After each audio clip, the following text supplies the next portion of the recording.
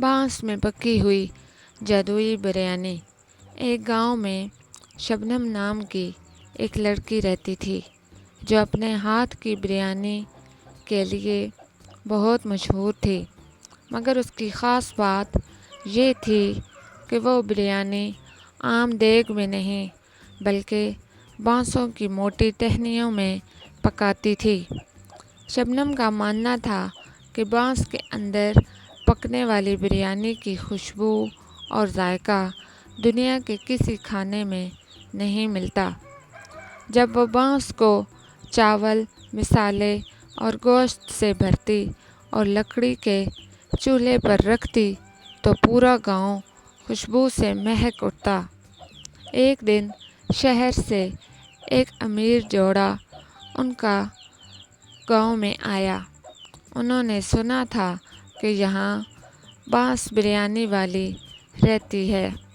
وہ تجسس اور بھوک دونوں کے ساتھ شبنم کے پاس آئے۔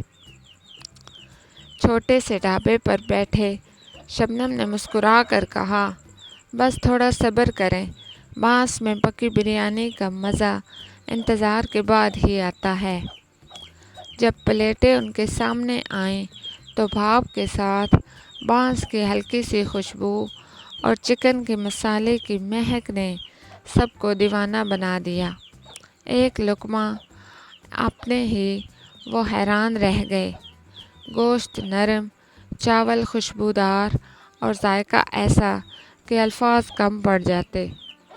شہری مہمانوں نے کہا، یہ بریانی صرف کھانا نہیں، ایک یادگار ہے۔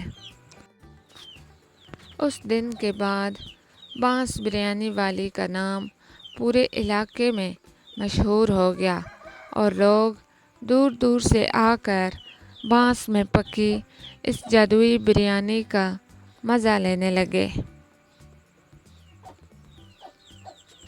اگر آپ کو یہ کہانی پسند آئی ہو تو چینل کو سبسکرائب کریں، ویڈیو کو لائک کریں اور ایسی مزید کہانیوں کے لیے بیل آئیکن ضرور دبائیں۔